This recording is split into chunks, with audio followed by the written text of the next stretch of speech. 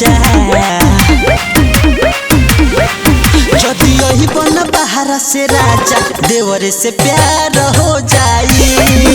जदि यही बन बाहर से राजा देवर से प्यार हो जाई।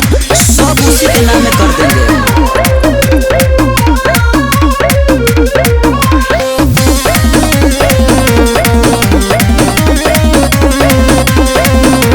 सीनवा से साट के सूतिल तकिया सुन ये राजा पलट जाई मतिया।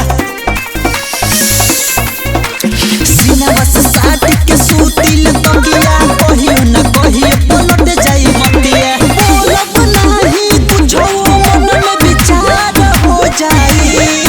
जदि यही बन बाहर से रजाऊ आइए ना। जदि यही बन बाहर से रजाऊ देवर से प्यार हो जाई। जदि यही बन बाहर से रजाऊ देवर से प्यार हो जाई। साफ खत्म हो जाई हो।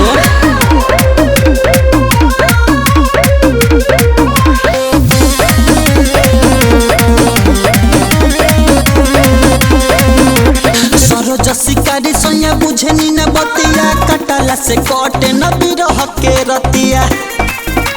सुनिए ना सरोज शिकारी सोया बुझनी न बतिया कटला से कटे न बिरह के रतिया। लेके कहियो धमलवा हम तो फरार हो जाई।